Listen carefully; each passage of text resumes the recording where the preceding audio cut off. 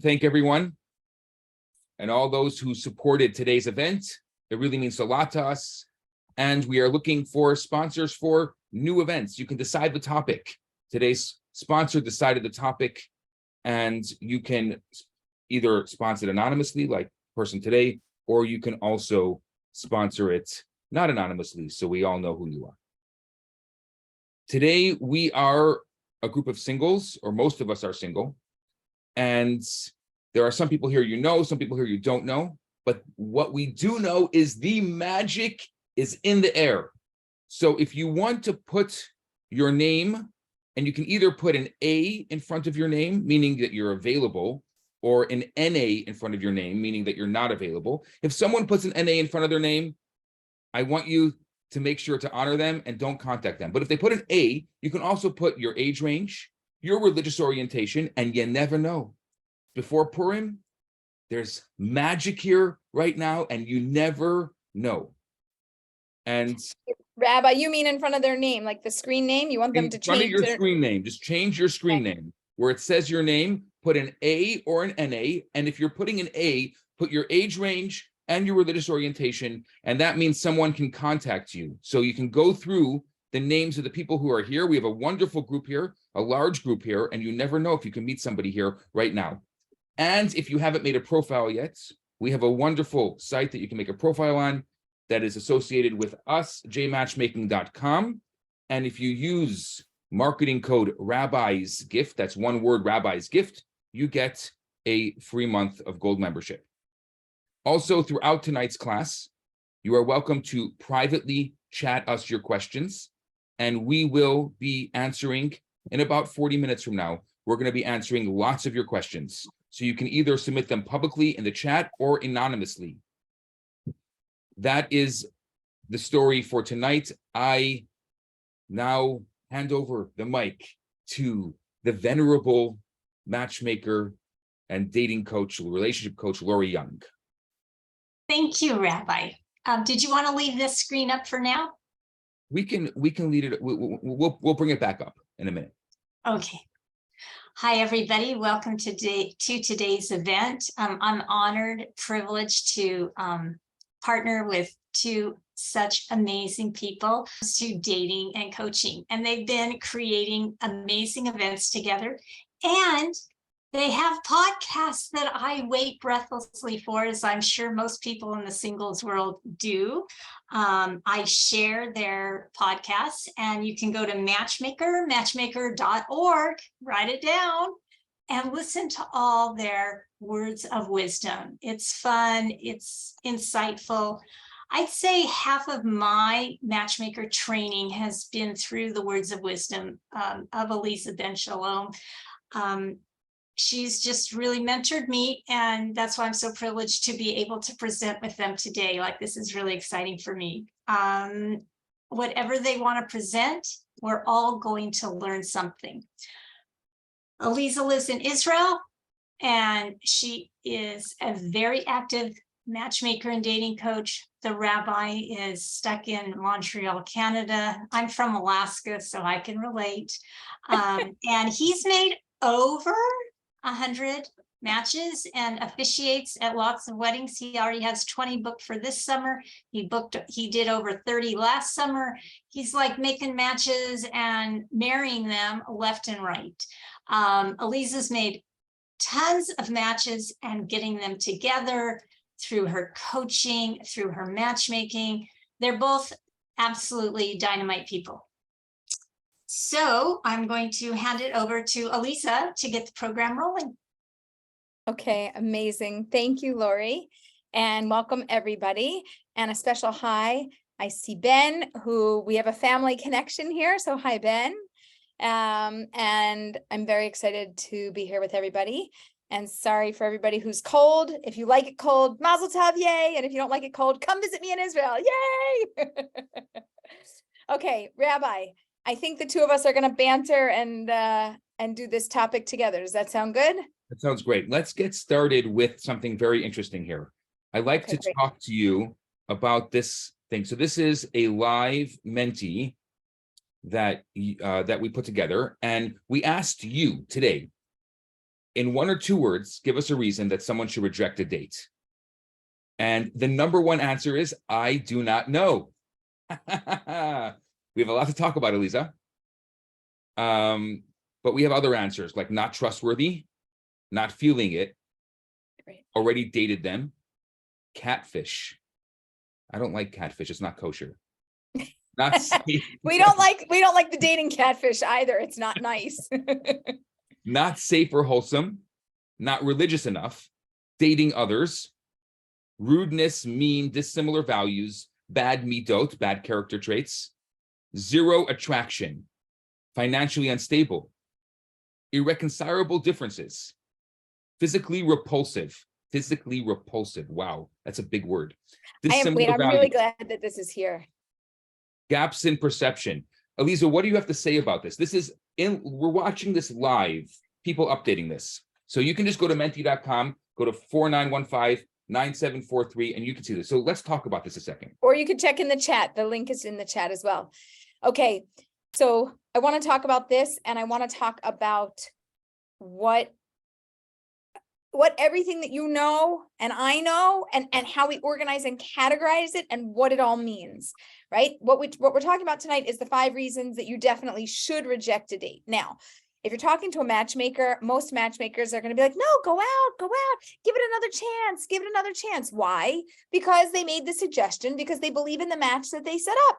They think there's potential for a reason. What's the reason? I don't know. It could be in one category or another category, but we need it to match in multiple categories. And the thing that was just on the screen, which we'll bring back not now, but later, you have lots of different categories there. I'm going to take a wild guess, Rabbi, and I'm going to say that I think that everything on there is going to be covered in the 5 reasons why I think you should reject a date. I think that we can do it, and at the end we'll prove whether or not we did or didn't, but I'm pretty sure that every single one is going to be covered. But are you ready to go? Are you ready to get Continue started? populating it so you can prove us wrong. Okay, what are the 5? Yeah. Give us the 5. Yeah. Okay, I'm going to give you the 5, but then we got to talk about it. You can't just go by the 5 and be like, okay, I got the 5 and now I'm checking out of here. Okay, you ready? Right, exactly. Personality. Okay. Personality. Values. Are you putting this up on the screen? I am. Oh, I love it. Okay, personality, values, fears, bothers, looks. Okay, let's go with personality. Personality, Rabbi, you and I have a thing about personality. We're very much into what's called the Big 5, which is not just a personality analysis and whoop-de-doo, what does it matter? Everybody has personality analysis. This is a scientifically proven personality analysis that shows you where you fall, and also tells you that over time, how does personality change? Does it can you be like this today and tomorrow you're like this and the next day you're down and the next personality over time, you are pretty much the same human over time. We can evolve, we can change, we can shift, but the tortoise and the hare, the tortoise is the slow one. Very slowly over time do we change in the category of personality, which means that you either like a person's personality and yay, you're in. You don't like a person's personality and you're like, it's never going to change, or it will slightly, but I'm probably not going to like it. Or you could be somewhere in the middle where you're like, well, I don't love it, but I don't hate it. And it's neutral enough that maybe I could make it work. Awesome. Personality can be divided into 5 different elements. We have number 1, you can see on top right over here, introversion versus extroversion, antagonism versus agreeableness, lack of direction versus conscientiousness, emotional stability versus neuroticism, closeness to experience versus openness. Aleeza, let's talk about just one of them. We can't talk about all of them right now, but let's pick one of them. Which one do you want to talk about? Let's pick emotional stability and neuroticism, because I think that people misunderstand that one and they take it in a negative light. So I want to show the positive side. Okay, so we automatically think that we're picking on our mothers, right? Neuroticism, picking on Jewish moms is terrible. Okay, why is it important? And neuroticism, can you give us a good definition for that? Can you explain it so we can get a better handle on this? Sure. So neuroticism is going to be how emotional you are with regards to another person, how emotional you are in relationship with someone else. So Okay. What I love about the Big Five, and I'll put them back on the screen, is because according to Judaism, according to Jewish values, we are considered two halves of a whole.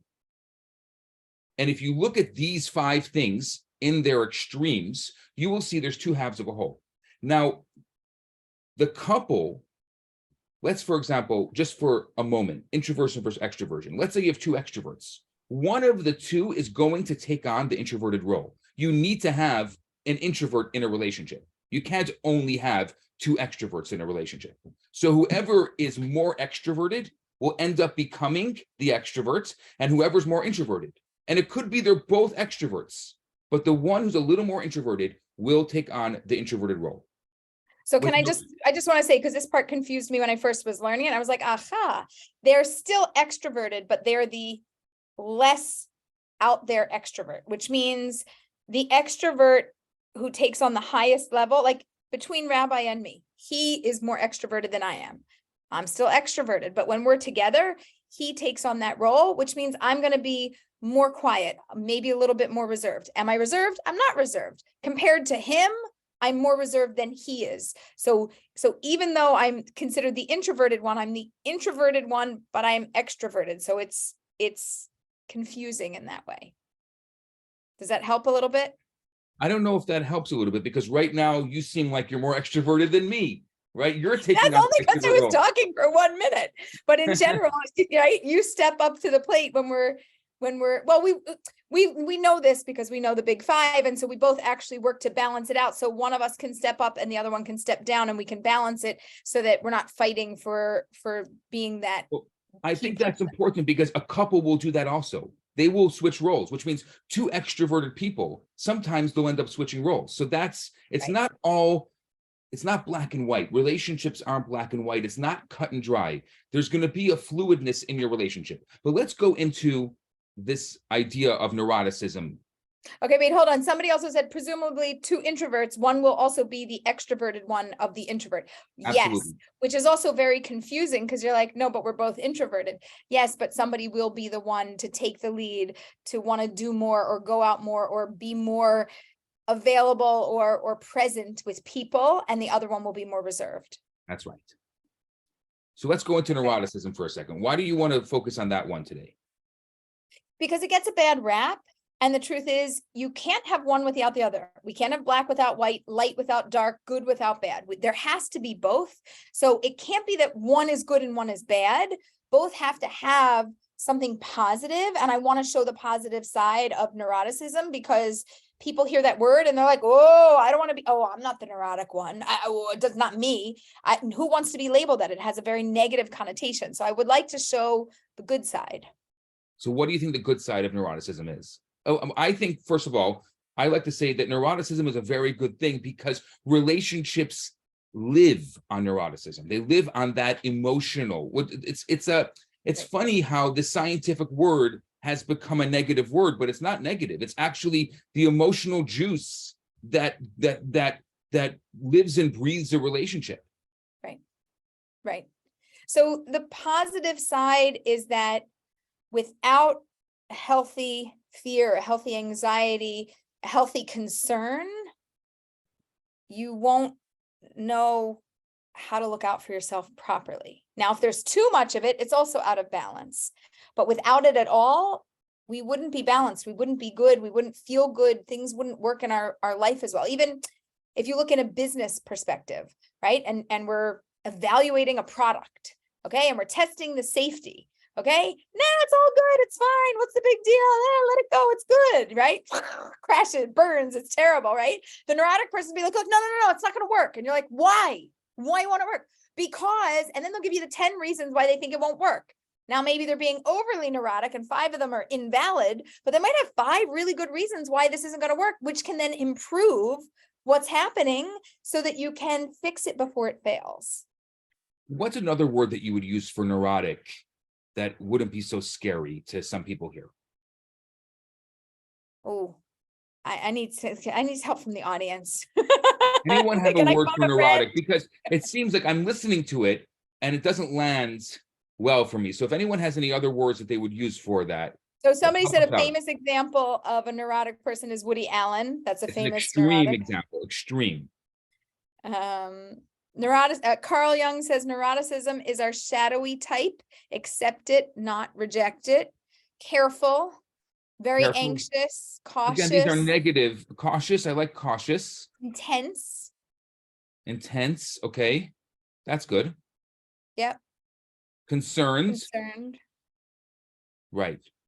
Like when your mother calls you from Florida while you're in Montreal and says, "Are you wearing a coat today?"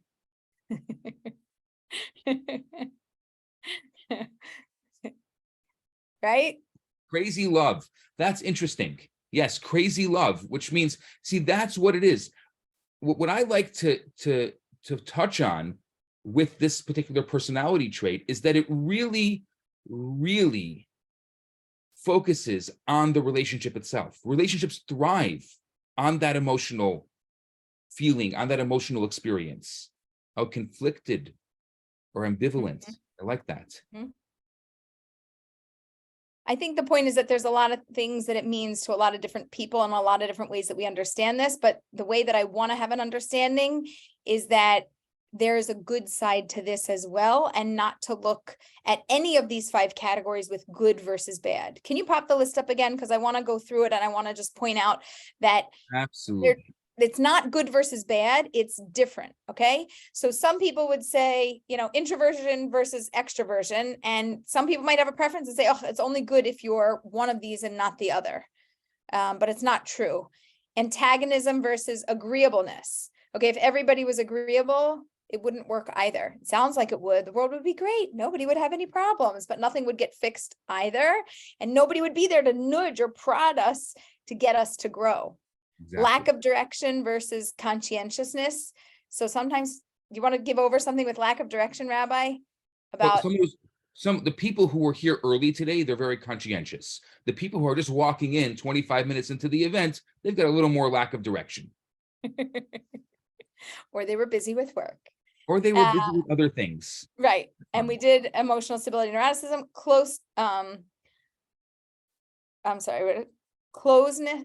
Closeness to experience and openness to experience is the last one, right?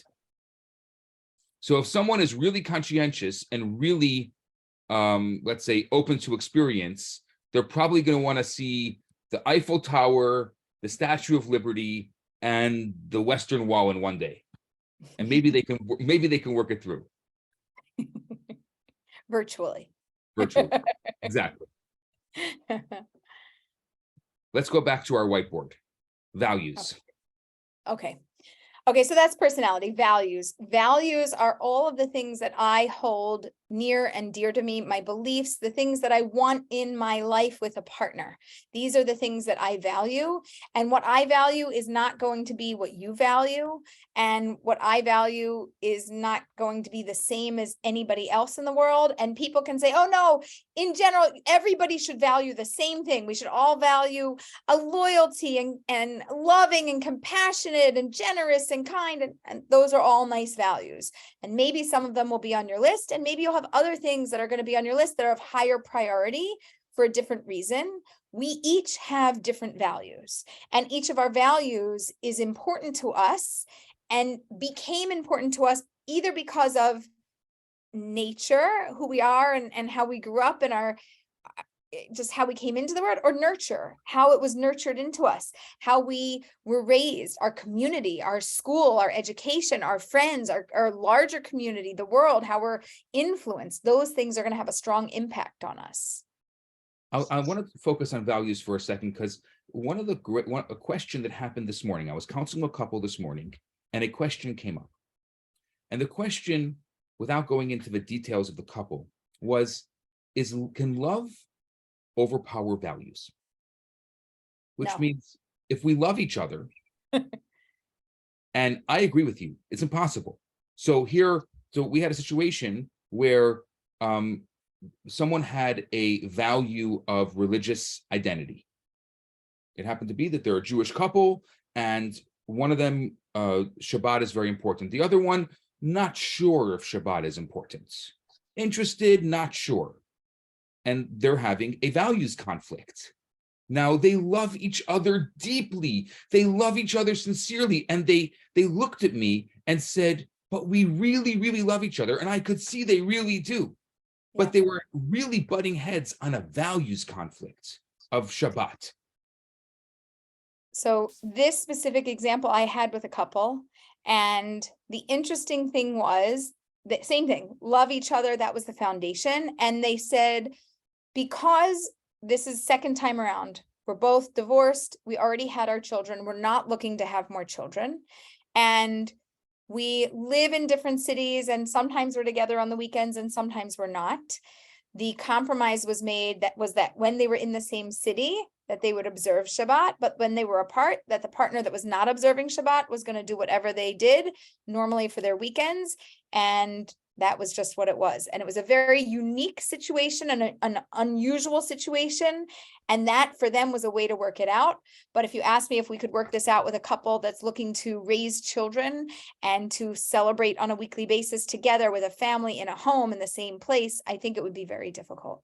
So the couple I had this morning was not looking to raise children. The problem is that they work really hard during the week and their weekends are really important. And she wants to go out with him on Saturday.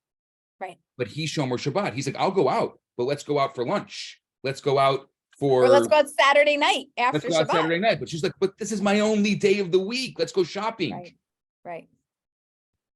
So this whole idea that love can conquer all. There's an idea. And so many people today get into relationships for love.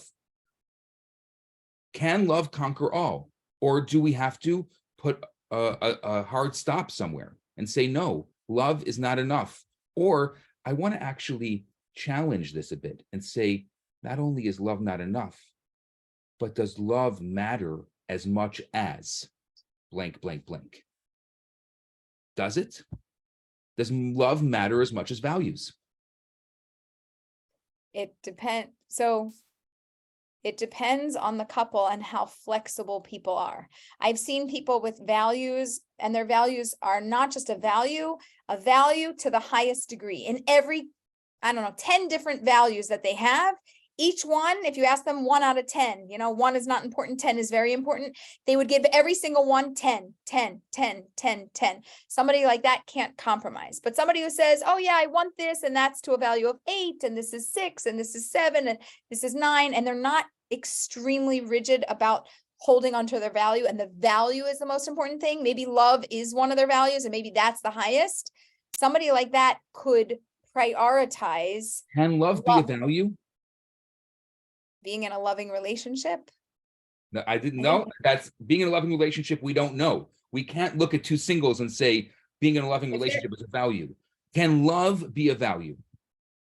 That's a good question. I don't think so.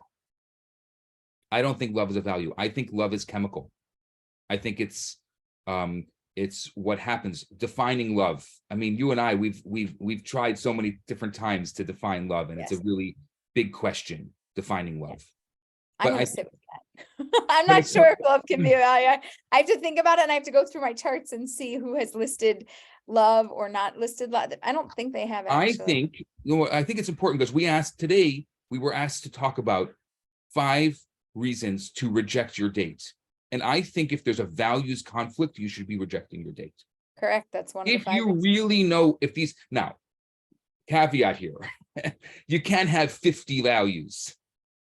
Because for every non-negotiable, and we've talked about this before, you and I, for every non-negotiable, you have to negotiate on a lot of things. So if you have too many non-negotiables, if you have too many values, then you're not going to find anyone. You might as well just marry yourself.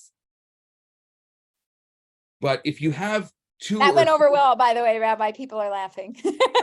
Oh, by the way, I used to joke about it, but I heard it's called sologamy. I don't do this kind of wedding yet, but if you want me to marry you to your alter ego, I would consider it. Only so we don't clog up the system. I would do it for the sake of all the people who you would have dated otherwise that wouldn't work. So for the sake of the world, maybe I would marry you to yourself. Apparently that's being done on Dr. Phil's show. Somebody wrote in. Okay, well, no comment on that. So, and I think this is really important, right?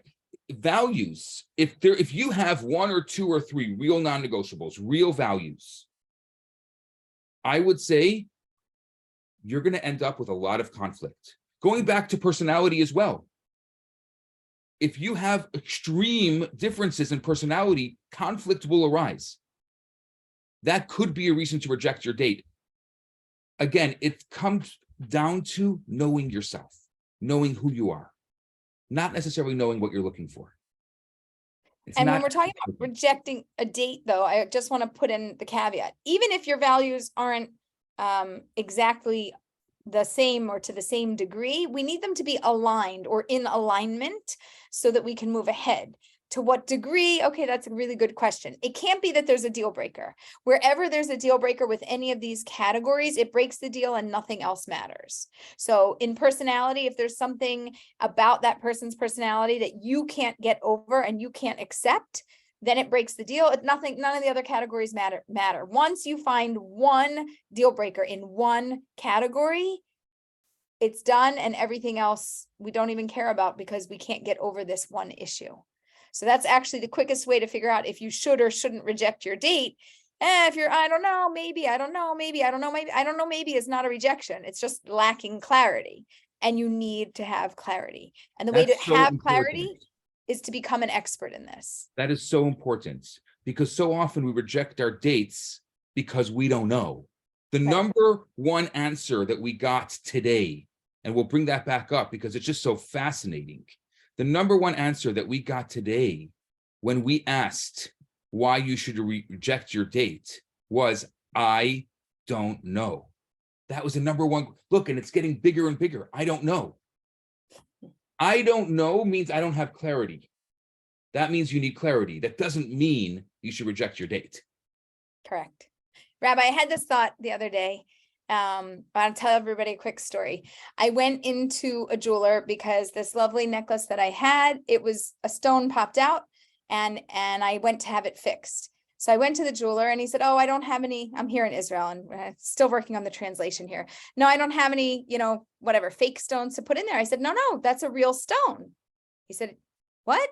He looked at it again. He goes, oh, he said, this is a fake out here. This big stone in the center is actually fake, but all the rest is real. I popped this one out. I put it in a ring and I was like, oh, it's a big one. It should go in a ring. It doesn't need to be in a necklace. And this is a piece of jewelry from my mom. This is from my grandma. I put it all together. This is actually, that's the only fake thing in it. Everything else is real.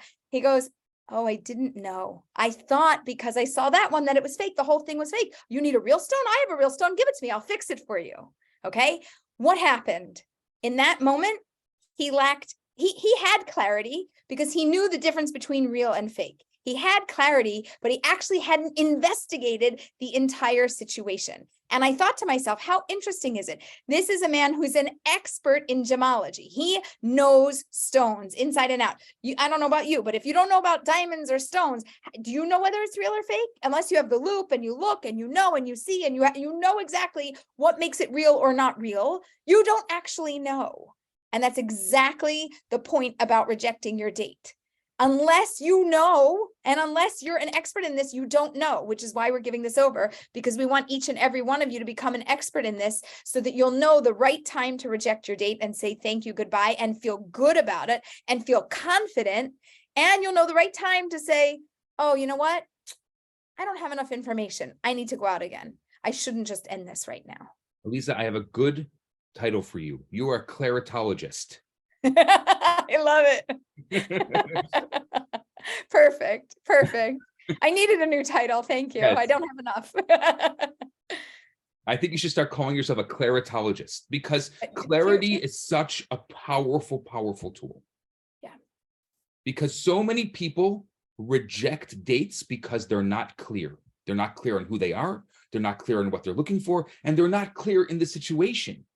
Yeah.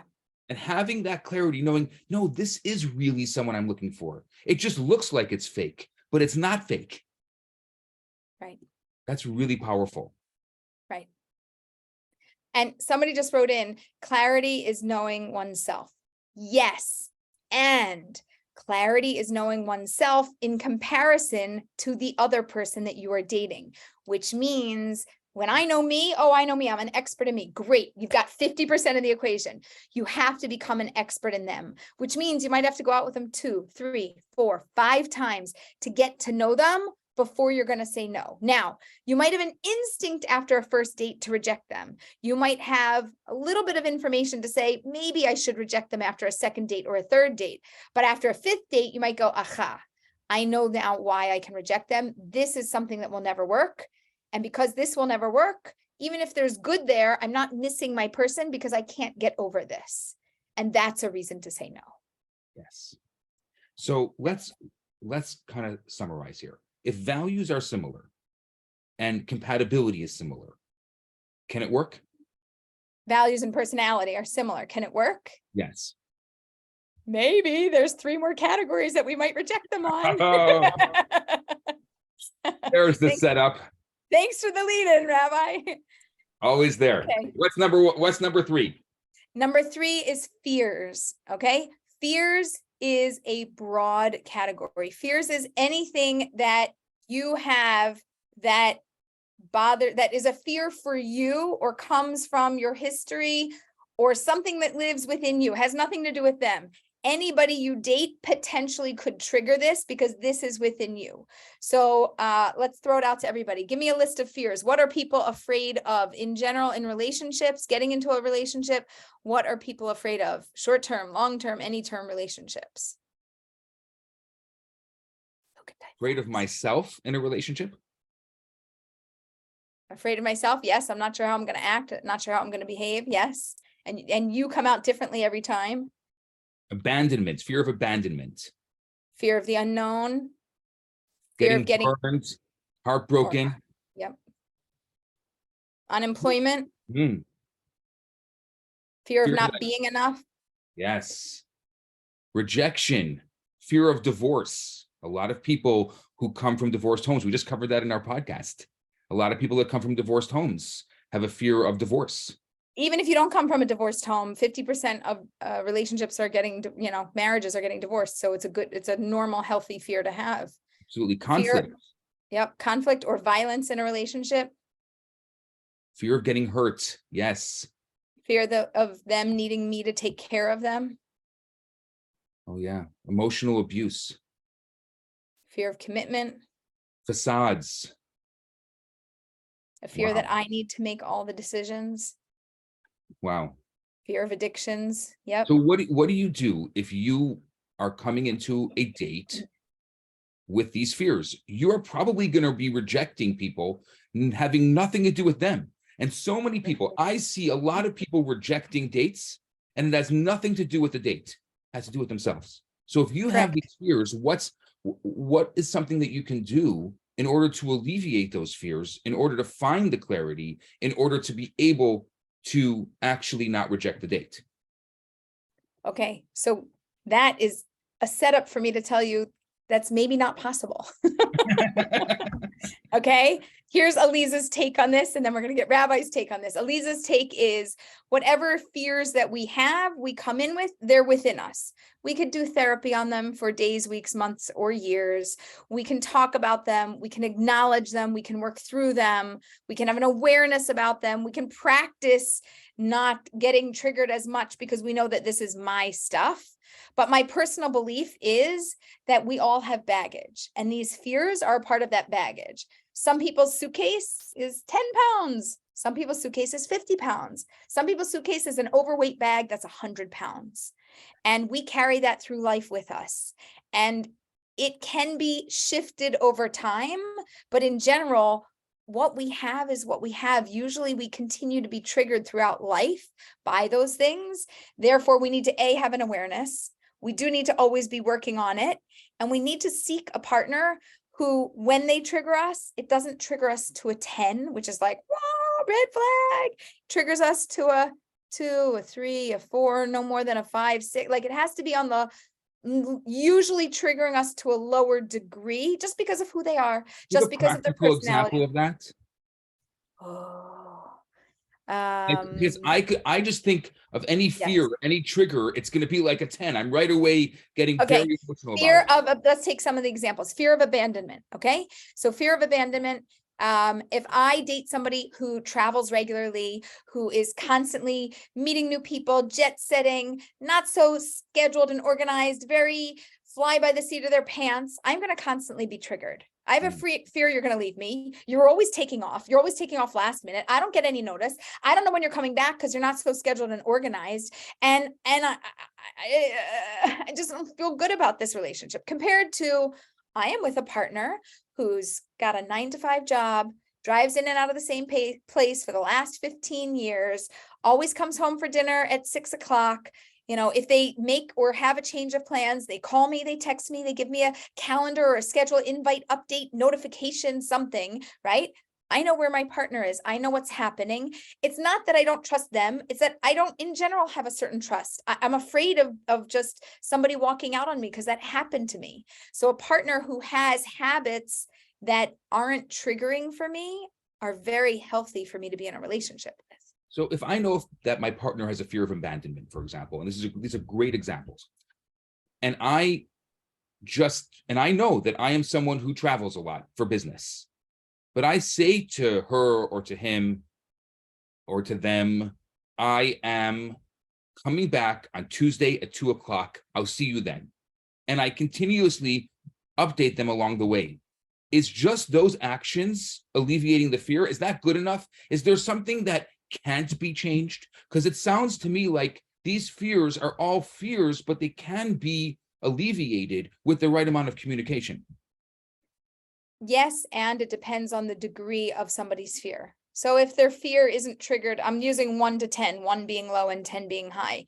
If their fear of abandonment is triggered to a 7 or an 8, that could work for them. If their fear is triggered to a 10, they're going to feel better what you're doing, but they're still going to have a lot of anxiety while you're gone. It's going to, that type of lifestyle will Anxiety is bother. fine. You can't change your own anxiety, but you could still be in a relationship. No, I'm going to tell you, I chose not to marry a doctor or a lawyer. I chose not to marry a certain type of professional in a certain type of industry because they had a certain type of lifestyle that I didn't want to live, because that for me would have been a trigger, and marrying them would have been a problem. It wouldn't have worked, and I wouldn't have liked the lifestyle that we were living, and it would have constantly irritated me because it was against, it wasn't just a fear, it also bothered my values because I didn't value somebody who was doing those things either, right? So it could also be that this is not just a trigger for the fear. It might be a trigger for a value as well. So we're not can't just put it in that nice little neat fear box and be like, oh,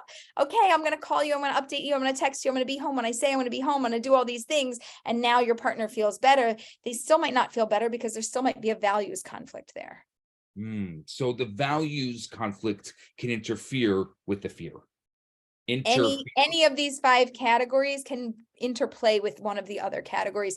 It's not so neat and clean that it can just be in a box. Do you have to be in love before you get married? Nope.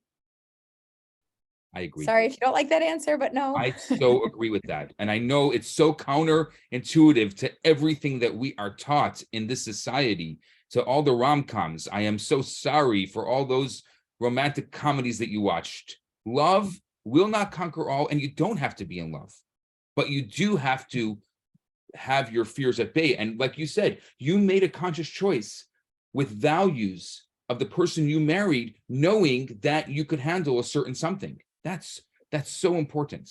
Now, somebody else mentioned in the chat here a comparison between values and the 5 love languages. Do you think the 5 love languages are value? The 5 love languages are how a person, 5 love languages, based on Gary Chapman. Yeah. By the way, Yeah. I don't know if I should let the cat out of the bag, but Aleeza is in the middle of writing a book with Gary Chapman. Well, no, we're going to release the faith-based 5 love languages for singles version. Oops. I don't know if I was supposed to. Hush, hush. It's not so hush, hush. So values. So the 5 love languages, how a person wants to be loved. Is that a value? Yeah, I have to just go back to them. So we have acts of service. Physical touch. Yep. About them. words of affirmation, quality time. Are those values? Gifts? They can be. Yeah, they can be. Okay. So I think that's an important, see, these are what we're doing here. And it's interesting how kind of we're talking this out loud, is we're actually coming to values that maybe you wouldn't think are values. For example, if physical touch is your love language and you marry someone who was abused and they're afraid of touch, that's a scary thing. Or if acts of service are your love language and you are in a relationship with someone who is not able to give for whatever reason. Let's say they're more of a selfish type of person. They have a certain tendency. You like that because maybe they're the alpha male. Some people like that, but they're not. It's harder for them to give, and they only give on their terms, not on your terms. Right. But these are going to be values conflicts. So yeah, I would have to agree with you on that. Right. Okay. Okay. By the So way, keep on sending your questions in, because instead of taking the questions at the end, we're just going to kind of do this live. We have 2 more of these 5 to go through. So we went through personality, we went through values, we went through fears. Now, this is an interesting one because I don't see a difference just offhand between fears and bothers. Okay. Okay. Bothers are everything to do with the other person. Fears are everything to do with me. So if I have a fear, this is coming from me, my history, who I am. No matter what relationship I'm going to be in, I'm going to carry that fear with me. In terms of bothers, or the word irritants, something that bothers me about you, specifically you, I'm going to be dating somebody and this is going to bother me about them. But when I date somebody else, I'm going to have a whole different list of bothers. So it changes according to the person, whereas fears come with me into every relationship that I'm in. So fears about me, bothers are about you. Correct. And if you are in an early relationship, in the first 2, 3, 5 dates, and you're like, Aleeza, nothing bothers me. Everything's really nice. It's just going so well. Great. That's usually called infatuation. It's a really amazing place to be. You've got to find things that bother you about your partner, at least 3 to 5 things that get under your skin, because we're not angels. We're humans. We are supposed to have things that bother us about other people. Or you're somebody that really has no preferences in life. Like nothing really matters. It could be this way or that way, up or down, left or right, good or bad. Nothing matters to you. You're always fine and you're always happy and nothing ever bothers you. If you're that kind of person, contact me, because I haven't met one of those yet and I would like to meet you. But other than that, everybody has things that bother them, and there should be healthy, normal things that bother you about your partner. And the question is, how much does it bother you? And is it to a degree that you're like, well, it bothers me, but I could really handle that. I know how to manage that. I know how to manage myself around that. I know how to handle somebody who does that. That's okay with me. So it could be anything from like I don't know, they pick their teeth every time they eat and it just bothers you. It's like so irritating why they like sit at the table like this. They're like talking to you with their finger in their mouth and you're like, what are you doing? Right? That might really bother you.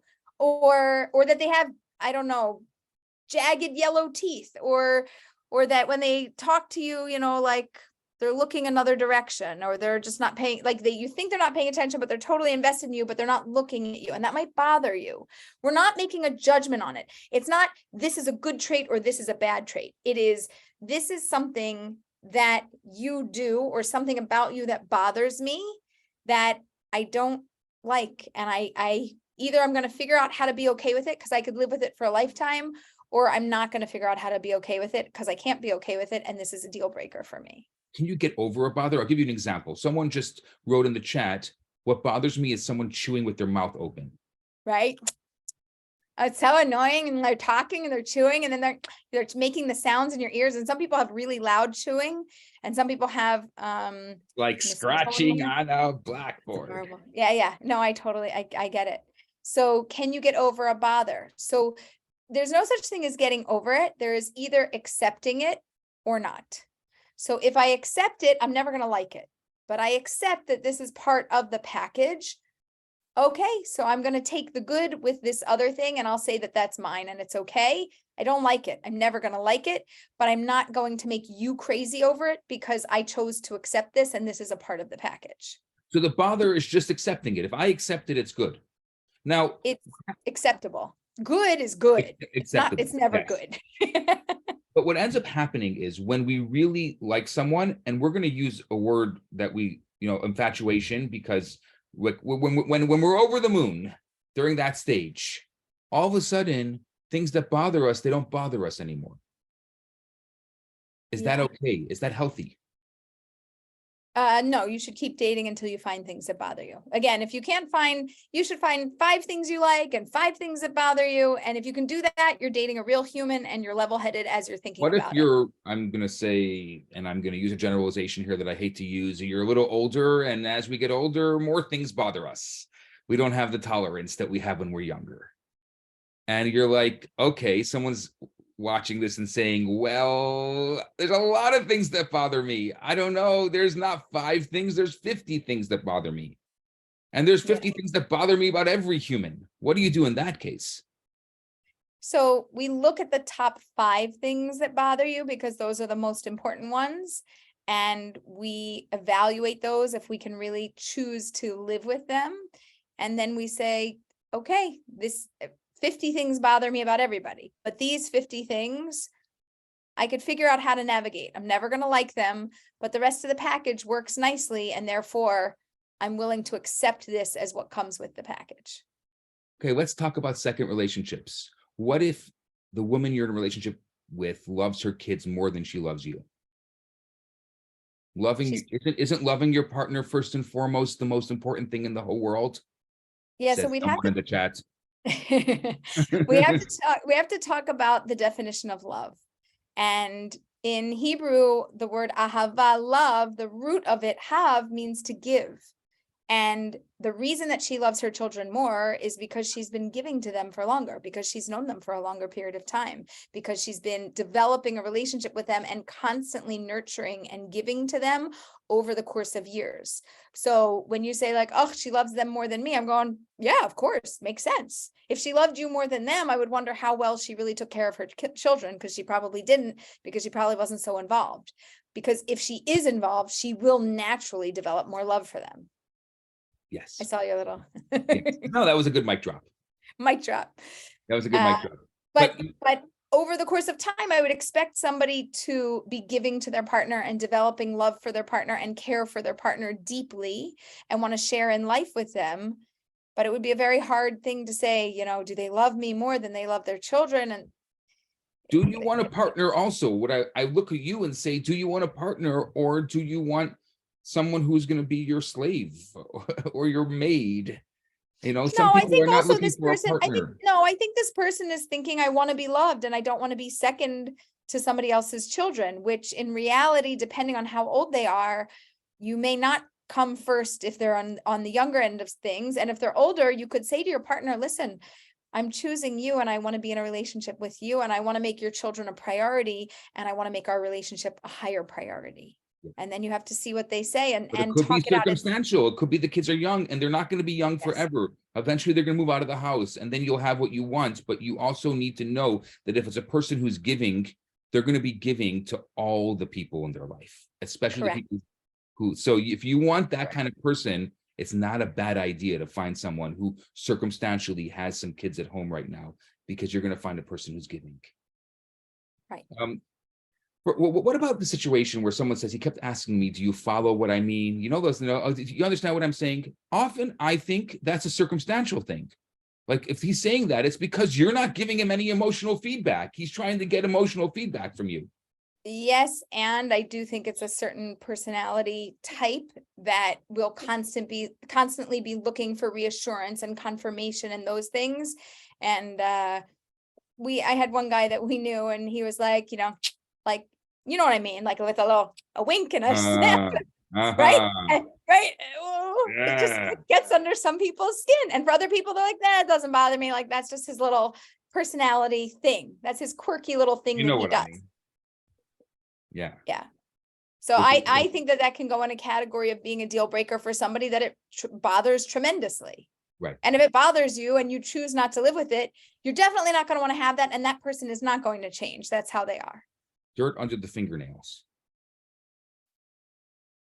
I mean, you can change habits and teach people to wash fingers, but if they're, but if they don't choose, but if they're, Rabbi, if they're more chill, flexible, go with the flow, then the reason there's dirt there is because it's a personality thing where they're always relaxed and like those things just don't bother them. So it's not dirt under the fingernails. Why is the dirt under the fingernails? Like, do they have a job that's outdoors or do they have a personality that's chill? If it's a personality, it's not changing so fast. So either accept it or move on.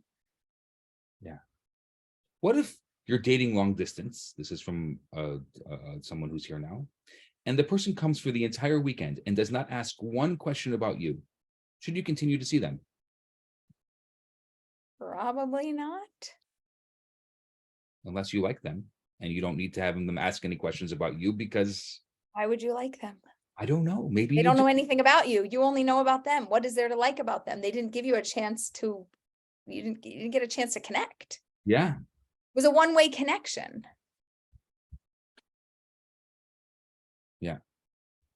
Someone says men are known to talk more to impress the women. Also, when some people, when they're nervous, they like to talk. They're feeling. No, but if somebody was there for a whole weekend, like at least by the second, third date, there's got to be a shift. Yeah.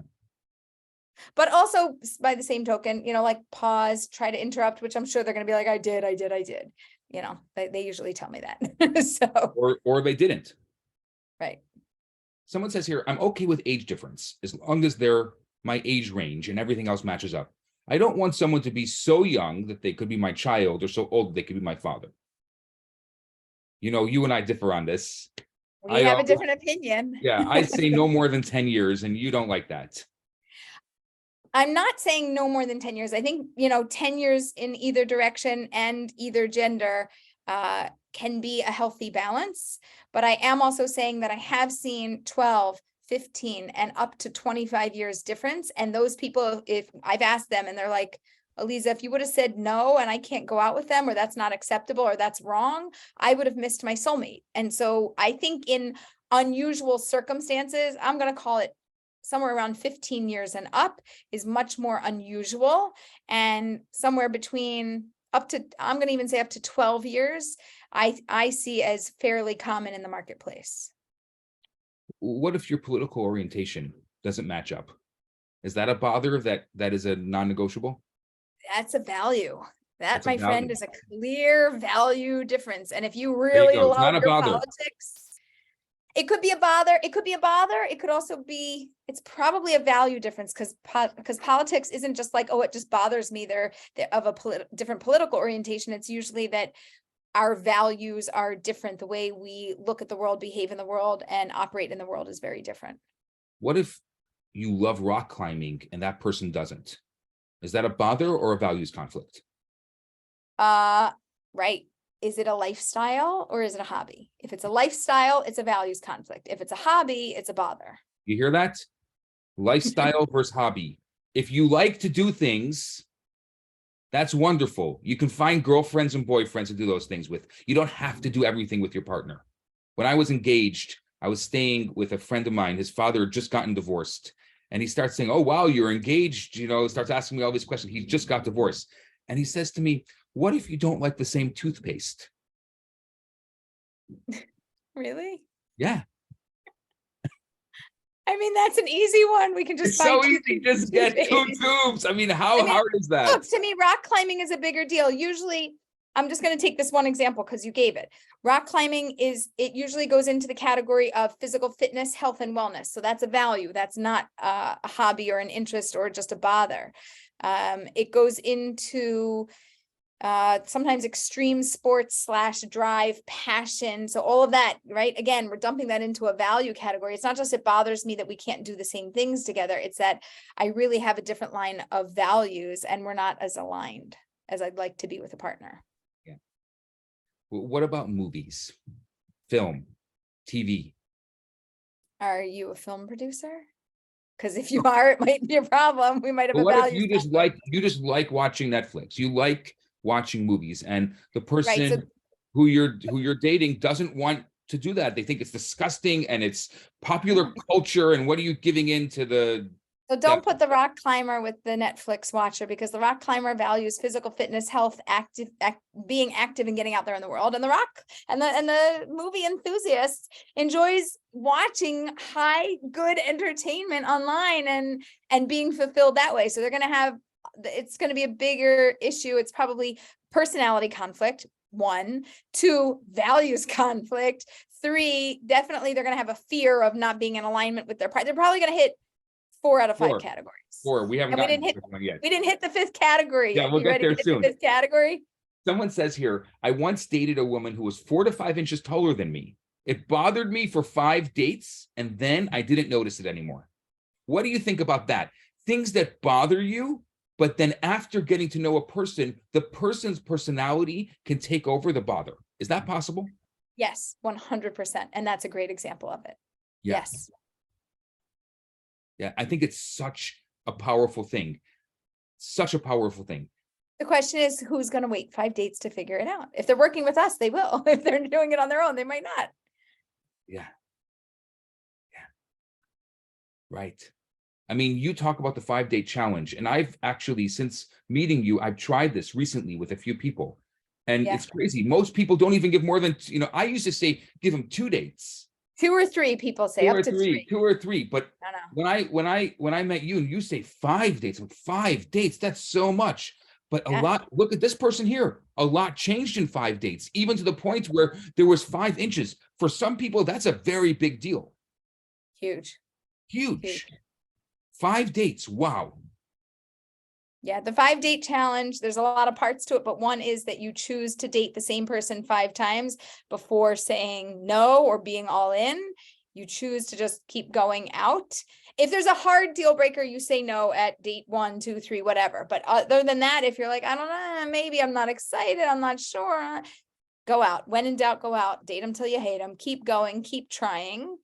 And at 5 dates, we'll make an official decision. As long as they don't repulse you, right? As long as they don't repulse you. Correct. In any of these categories. That's right. Somebody asked if you're together for the weekend, is that 3 dates? It's very difficult because it's this dense, fast time that people are together, and they are in a whirlwind of emotion. And it's, on one hand, it's almost like it was one big long date. And on the other hand, you got to see different sides of their personality and different sides of their values and different sides of their fears and all of these different things. So it's not exactly 3 dates. It's a little bit less than what you normally would think it is, because it was all smushed together and you don't have time apart. And I would tell you, don't even make a decision right when they leave. Let them leave.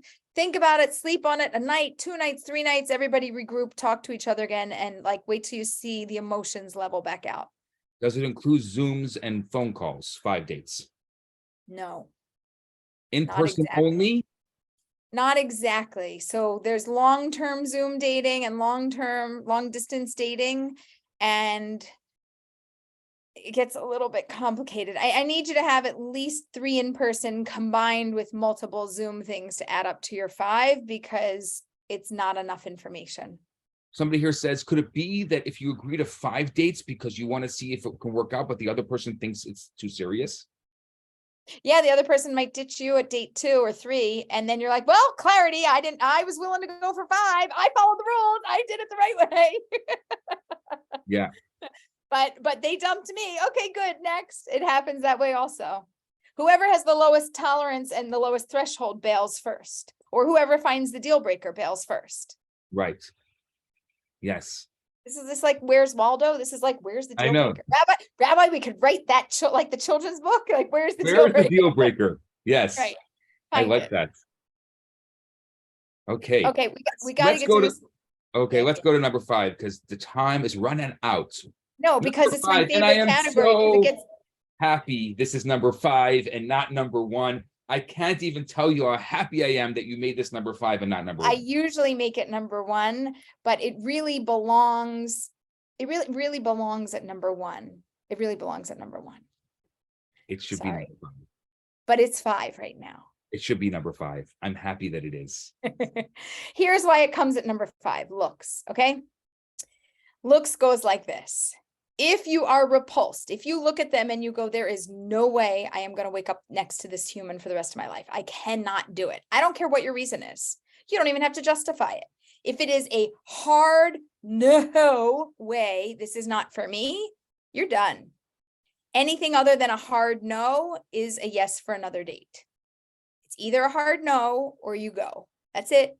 You just keep going out, because it will either become a hard no, or like the guy who dated the girl that was taller, it will actually become okay. And you'll be like, wow, I didn't think that was going to be okay with me on date one. I was maybe going to not even stick with it, but I was following Aleeza's rules. So I tried it, and I guess I'll just keep trying it. So the problem or the challenge is that people have a hard time staying in and staying motivated and keeping things moving when they're not, when their eyes are not physically feasting on the person in front of them, when they're not excited by what they're seeing. And you think that's for men and women? Yes, it is. Ladies have preferences too. Okay. We do. I'm just asking. So women, not all, but women tend to be a little bit more generous with looking with a good eye on the inside and waiting for the outside to catch up. And generally speaking, men tend to judge the outside and have a lower tolerance for letting the inside catch up. I think that's really important. And so if you don't know, if you come back from the date and you don't know, and the person is not repulsing you, you should do it again. Correct. I don't know is a yes for now. Anything other than a hard no, I'm repulsed. Yes, no way, Jose. For now. Yes, for now. It's just a yes for. You don't have to like them. You don't have to think there's potential. You don't have to anything. It's not a hard no. It's a go. It's not a hard no. It's a go. That's it. So important, because so often we just like, I don't know. And so I'm not going to. I don't know. This is what people say. I don't know. And since I don't know, I mean, I would know if it's my person. So because it's not a yes, it must be a no. That's the wrong reasoning. Okay. We have guilty until proven innocent. In this, we have it's my person until proven not. Unless you are repulsed, this is your person until it's no longer your person. We're just going to go out. Yes. It's going to freak people out. I'm sorry. I'm just kind of really taking this in because it's such an important thing. We're not looking for someone we can marry. We're looking for someone we can date again. We're not even looking for someone we can date again. We're just choosing to date again because this is the right way to date, because I won't have clarity unless I actually know, and I cannot know unless I give it a try and I gather more data and information. I got to know what's in your heart. I've got to know what's in your head. I see your face. I have to experience your personality. I have to know if you trigger my fears. When I pull all of that data together, then I can make a really educated, good decision. And in any one of the 5 categories, if I have a deal breaker, I don't care which category it is, one singular deal breaker, one.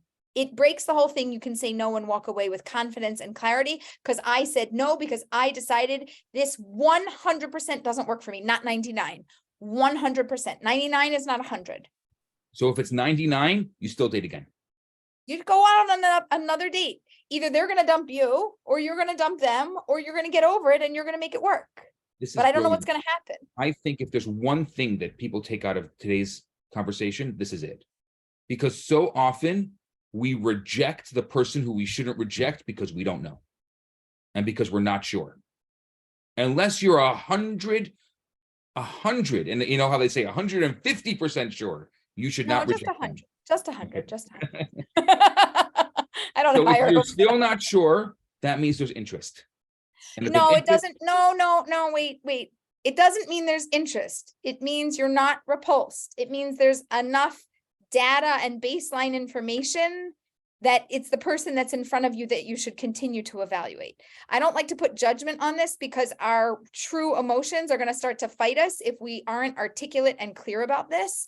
And it happens to be the person that you chose to date right now that you're evaluating. If you're repulsed and if there's a deal breaker, it's a no. If there's not, you don't even have to think about anything. I take away all of the processing until we need to use it. And somewhere around the 5th date is when we need to use it. And even before then, we only need to use it if there's an actual deal breaker. And if there's no deal breaker or not enough of one in any category, it takes away the stress of dating. My whole goal is that dating, I just got a call from a client today. Aleeza, I'm burnout. I'm burnout. I want to go up about this process and I'm done. I'm done. I want to find my person and I want to be done because I'm done and I don't like this process and it's not easy and it's not fun and I'm not enjoying myself anymore and I don't know how much more of this I can take. That's a problem because I need them to date until they find their person. I need them to figure this out and they're the only one that can figure this out. I can't do it for them. So we have to get people not burnt out. And the way to not burn people out is to go through the process a little bit more easily. You're still going to date. You still might be bored on a date. You still might not like a date, but you don't have to spin out in your thinking. It doesn't have to make you crazy. It doesn't have to take over your mind. You can go to work tomorrow because you're just going to go out with them the next day and you're going to figure it out later. I'm not asking you to process anything. You don't need to process it today. Your brain, you go to sleep, you wake up, you go to sleep, you wake up. Your brain is constantly processing the data and information. The reason we go out is because we don't have enough data and information. And when we do, our brains are really smart. We're going to know the answer and we're going to be 100% clear. And we're going to know the difference between if it's real or fake. And if it's real, you're going to move ahead. And if it's fake and not for you, you're going to break up. What about the difference between processing it yourself versus processing it with another person, like a coach? Right. I like processing with other people if you need it. So what about the random person on the bus? Yeah, not my favorite, unless they're a random expert. It's very difficult when you process with friends or family members or people that are emotionally invested in your process. They want to see you happy. When you're in the dating process, unless you're happy and you're with the person and you're so excited, you're not. And other than that, you're not feeling happy. And the people you're with most likely are going to follow your emotions and either tell you, well, you don't look happy, so maybe this isn't your person. Not a true fact. Okay. They're also maybe going to say to you, well, you're not really giving them enough of a chance. You never give anybody a chance. You should give them more of a chance. Also not true. I don't know. Maybe you should, maybe you shouldn't. You're going to know how to process it better on your own if you use these tools. And I'm not opposed to processing with other people. It just has to be the right person who's going to give you good advice. What really irritates me is bad or wrong advice. We're like, oh, you should break up. Oh, you should definitely keep seeing them. How do you know? Are you an expert in this field? Have you been studying this for years? Do you know how many hundreds of couples have gone through this and what their experiences are and what they get out of it and what's the right way to do this? So they don't. If you're going to know more information than most people in your life about it, just from hearing this, So from hearing this, right. Just understanding all of the categories. Wait, I want to pop this up, Rabbi. I want to pop up the screen and I want to know if all of our 5 categories fit everything that everybody put on there. If we can But at least just to say this, you need to find a claritologist. You need a claritologist. You need a claritologist. Nice, Rabbi, nice labeling. Okay, we're back. This is your words. These are your words here. What do we see? Rejecting somebody based on being rude, probably a personality trait. Personality Yes. trait. It's not religious enough, a value. Somebody being fake, also personality. Physically repulsive. Yep. Physically repulsive, right? Looks, trust issue, value. Lack of attraction, looks, don't like the personality. Not feeling it. Not feeling it is an overall thing that usually means the personality doesn't match, the values aren't aligned enough, and the looks don't do it enough for me. Or you're not giving the person enough of a chance, which means you're not 100% sure. Not feeling it is, you can't put it into words. Maybe they need another chance. Could be. Yeah. Could be. If it's not based on the data, then it's smoker is an irritant, so a bother. Non-observant, values. Yep. Zero attraction, probably looks. Yep. Attractive. Yeah, they kind of all wrong fit. Type, personality, bad bad character traits. Causes cringing. Causes cringing. Yeah, bothers. Bad reputation. Right. Not safe or wholesome. Values. Value. This is good. It works. It fits into all 5 categories. Thank you, everybody. You did a good job. Well done. Well and I done. didn't prep anybody here, Rabbi. Nobody knew what to put in there. Yeah, right. We'll believe you. Okay, we have tons of questions coming in. We have very limited amount of time, so let's just rapid fire some of these questions. Okay. So that we can get to, okay, so we can get to as many questions as possible before our time is up. Would you recommend being on a first date with others while you're getting to that fifth date with someone else, or one person at a time? Dating multiple people, is that what they're saying? No, which means you're in the date 4 of 5 because you committed to the person for 5 dates, but somebody else came up. Would you go on a first date while you're on a 4th date with someone else? Yeah, so the answer is ideally no. If you're really like, it gets complicated. Ideally, no. Okay, but for the person who's going out on the 5th date because you're really trying to do it sincerely, you're like 99% out and you're probably going to end it, and something very relevant came up, I would either cancel that 5th date because it's really a no for you, or if you go out and you go out with the other one on a first date, it's because you're going to end the second, you're going to end the other one. I would say you need a climatologist. Ideally dump the person for the 5th date. You're not really in it. Yeah. How do you deal with criticism of people telling you, why are you taking so long to decide if it's 5 dates? I wish more people understood your philosophy, as I agree. Yes, I am training hundreds of matchmakers, so stick with me. They're going to all get on board with the 5-date challenge. And I think the answer is because if I knew, I would tell you, and I don't know. So I'm taking a reasonable amount of time to actually get to know this person. And if you'd rather me just dump them after 1 date or 2 dates for an invalid reason, then don't be my matchmaker, because that's not how I operate. No, don't say it like that. But you get my point. I'm being a little snarky because I don't like when people do this either, and it really bothers me. And I actually have gotten rebuked by a matchmaker who was very upset with me that this guy gave a girl 5 dates and she was, into it. And he, by the 5th date, had clarity and he no longer chose to be into it. And she yelled at me and she said, this is not acceptable and you can't do that. I said, oh, I'm so sorry. Would you rather that he just dump her on date 1 or date 2 and not even give her a chance? He really gave her a chance. He really tried.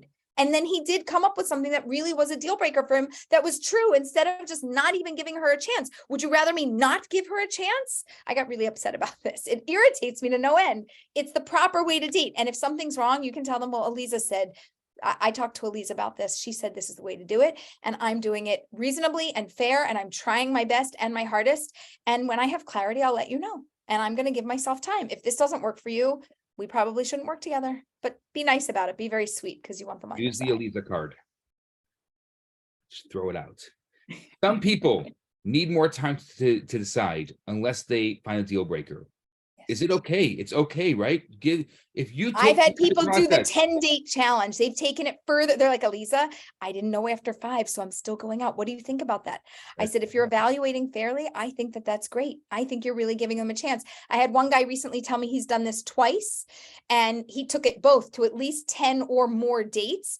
It didn't end up working out with either one of them, and it was on one side or both sides that it didn't work out. He said, but I'm really grateful for the experience because I learned so much, and I really did give both of us a real chance to make this happen. And even though it didn't, I don't regret the investment of time. That's really important. Some words, Aleeza, about the length of dates. Do you have any preferences on the length of dates? First date, second date, we need to keep it on the shorter end. What is shorter? Oh, it really depends on your circles, but let's call it like 2 hours is a normal, 3 healthy. hours. It could go 3 hours. It's also important to note that very often, depending on your circles, dates are talking heads. You're just talking. If 5 dates of just talking is not 5 dates. I consider that 1 date. We want you to get out. We want you to do things. We want you to change up the activities, change up the places that you're going. You can do a nighttime date. You can do a daytime date. You can do it on a weekend. You can do it on a weeknight. You can change up the times and change up the activities so that you see different sides of each other. It's so important. The 5-date challenge is not 5 days of talking heads. It's 5 days of really changing it up, seeing people in different circumstances, seeing how they are as just regular humans. That's such an important part of those 5 dates. Okay, I'm going to rephrase this question about looks. Okay, the question is that men and women go for looks, but not because looks is a priority, and not because young and a particular type of person or a type means that you can bear children better than older men or older women. So how much, and you and I haven't had enough conversation about this to really say if we agree on this or not, but how much does looks go into the fact? And I want to add a caveat to this question. No matter where you come from, our society is inundated with unrealistic expectations of looks because of the media that we consume. It's just a reality, no matter where you come from. I don't care how religious you are. I don't care how it's just a reality of society today. So that's why I like to say that looks cannot be number one, because very, very often people are unrealistic about looks. So it's not that it's number one, but it is one of the first things that we judge. And to be quite honest, if somebody, the show Love is Blind, okay, they have two people, they go into these pods, they do not see each other, they only talk and they get to know the inside. And then after they pick their person, then they get to actually go out, physically meet them in person. And it's been a very interesting experiment. A lot of people love it. It's a very popular show, but it's extremely fascinating because people are choosing people based on the inside, and they fall in love with the personality, the values. They know the fears aren't being triggered. They know the things that bother them about them they can handle from the types of conversations they're having. And the one category that they have not solidified is the looks category. Yeah, but So, I never saw the show, and it's the first time I'm hearing about the show. And I would Yep. say it's a show. They're probably good looking anyway, because you're on a show. Okay, good looking, I'm just going to say this, good looking is a very relative term. I have shown men and women, model-esque type looking men and women. They're like, oh, it's not my type. I'm like, no, but generically speaking, this is like a good looking person. Like, no, it's not my type. So the whole like, oh, they're good looking. No, they're only good looking if, to me, I think they're good looking. You could show me 50 different people. If it's not my look, it doesn't matter that they would be looking like a television star or not. It's still not my look. I'm still not going to find it attractive. I'm just going to think it's a nice person, but it's not a nice looking person for me. Yes. It doesn't, just because universally a lot of people say it still doesn't mean it's going to work for somebody. But the looks category is a very interesting category. So I'm going to take it to a far extreme. And I mean this in a very genuine, sincere, direct way.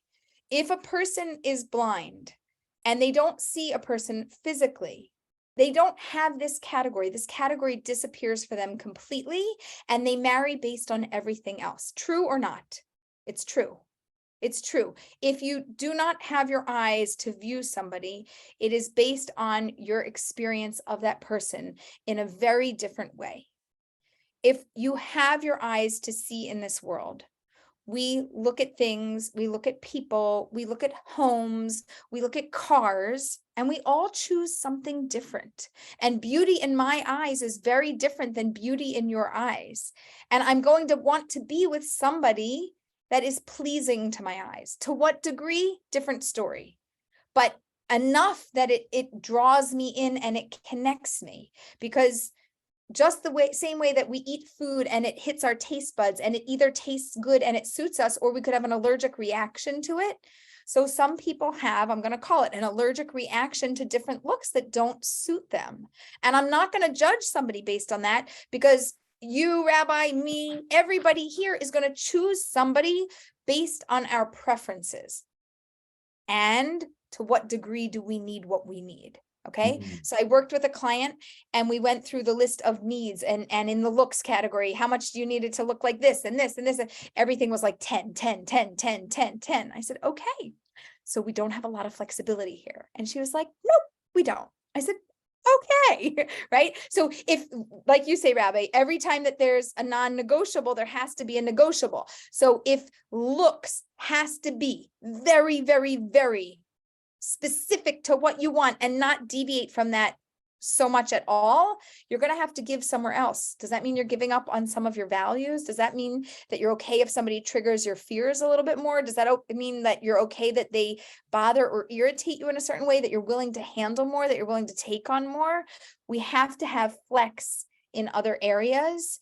And some people, they will tell me, Aleeza, I'll handle a personality like that because they've got the look that I want. I said, okay, that's your choice. But I have to tell you, looks fade over time, looks sag over time, and personality does not. personality does not change, you're going to be stuck with it for the rest of your life, then the looks are going to go down over time. The personality, which you didn't love, but you just accepted, isn't going up. It's just staying where it is, which is not your favorite. So what you like is going to go down over time, and everything else isn't necessarily going on up. It's not necessarily a smart combination, but I can't convince somebody against their preferences. And if people have very, very boxy preferences about looks, all I do is explain how it works, and I let them make their decision, and I don't make a judgment on it.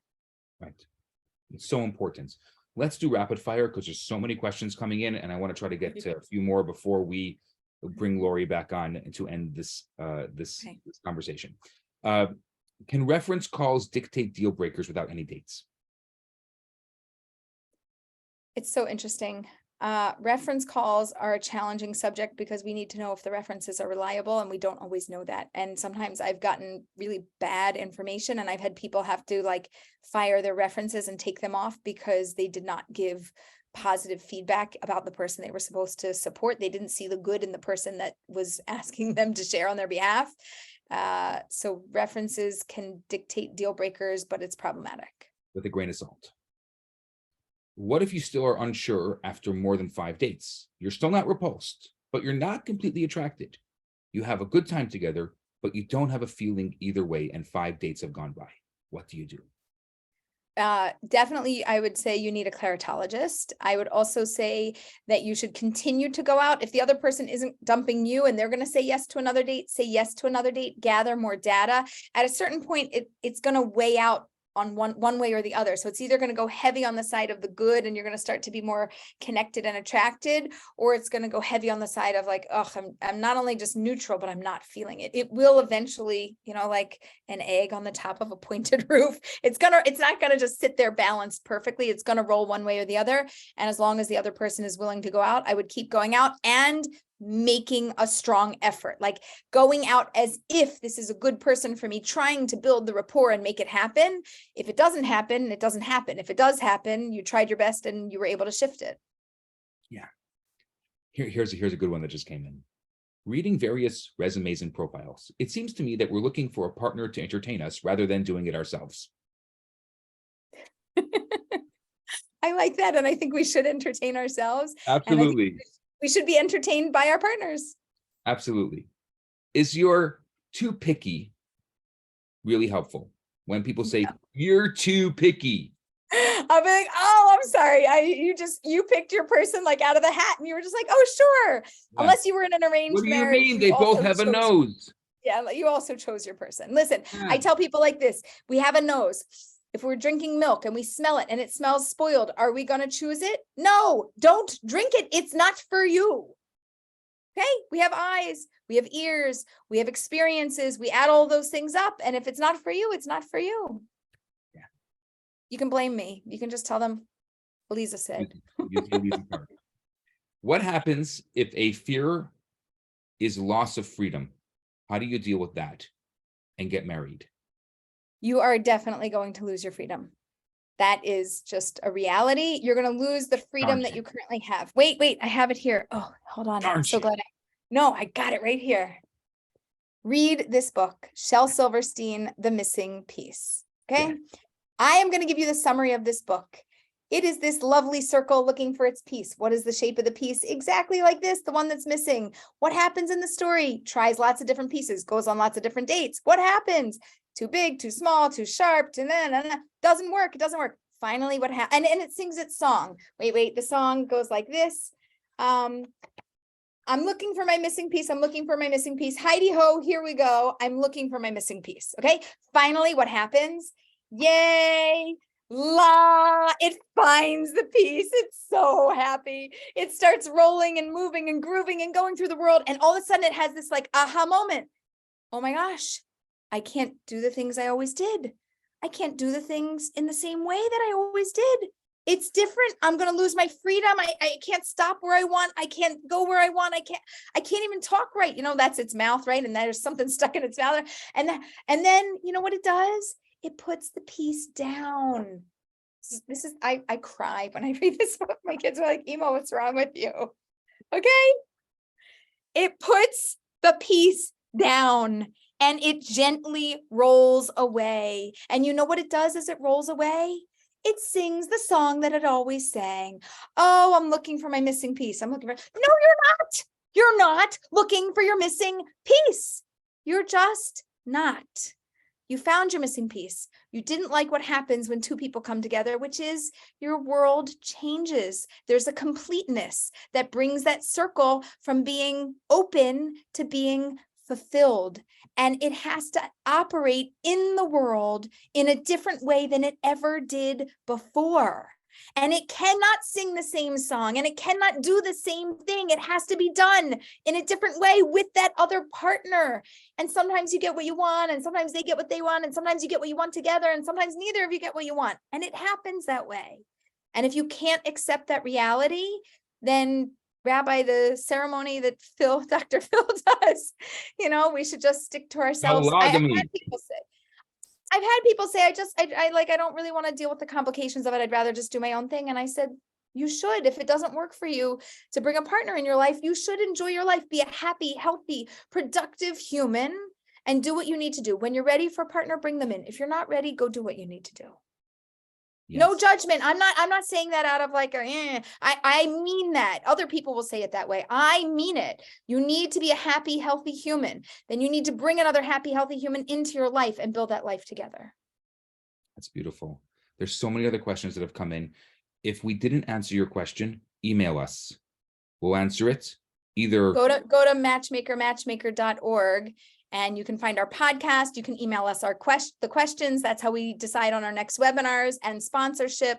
Somebody asked about sponsorship, Rabbi.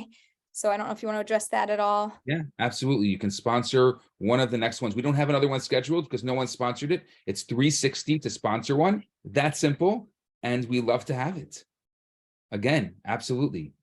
With that, we bring you the Venerable Laurie Young to close today's session.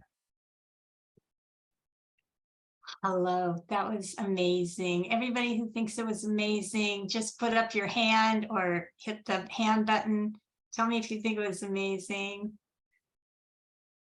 I see some hands. Okay.